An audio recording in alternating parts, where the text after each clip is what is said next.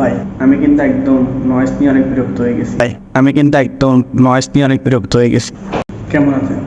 আচ্ছা, এরকম নয়েজ ছাড়া ভিডিও যদি আমরা বানাতে পারি কেমন হয়?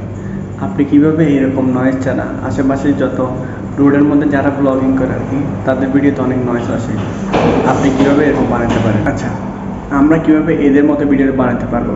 রোডের মধ্যে যারা ব্লগিং করে তাদের জন্য তাদের মোবাইলে অনেক রকম নয়েজ আসে। এখন নয়েজ ছাড়া কিভাবে আমরা ভিডিও রেকর্ড করতে পারবো, বা আমরা কিভাবে আমাদের ভিডিও ব্যাকগ্রাউন্ডের মধ্যে যে নয়েজগুলো থাকে একেবারে কীভাবে স্মুথলি ক্লিয়ার করতে পারবো, সেটা আজকে দেখবো আমরা।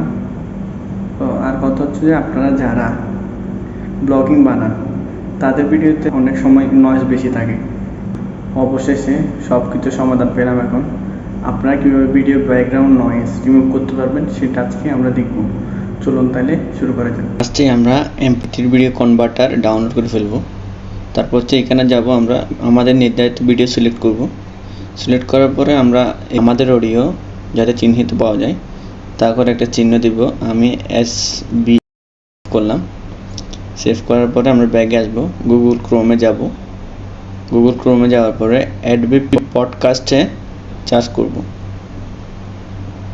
আমরা উপরের লিঙ্কে ক্লিক করব। উপরের লিঙ্কে ক্লিক করার পরে আসছে, আমরা একটু উপরে যাব। উপরে যাওয়ার পরে এখানে সাইন ইন লেখা থাকবে বা লগ ইন লেখা থাকবে। আপনাকে জিমেল আইডি দিয়ে লগ ইন করে নেবেন। তারপর হচ্ছে আসুন মেন কাজে, ফাইলে ক্লিক করব। ফাইলে ক্লিক করার পরে আমাদের গ্যালারিতে চলে যাব। গ্যালারিতে যাওয়ার পরে আমরা আমাদের অডিও সিলেক্ট করব। দেখুন আমার সামনে একদম চলে আসছে, এস লেখা আছে, দেখছেন? ওইটা চলে আসছে, ওইটাতে আমরা ক্লিক করব।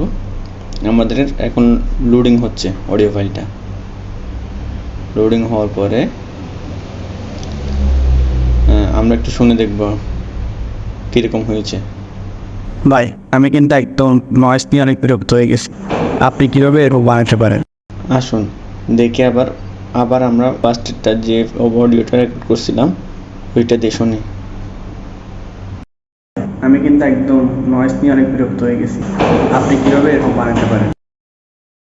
আবার এটা যেটা কনভার্ট করছি এটা। ভাই আমি কিন্তু একদম নয়েজ নিয়ে অনেক বিরক্ত হয়ে গেছি। আপনি কীভাবে এরকম বানাতে পারেন?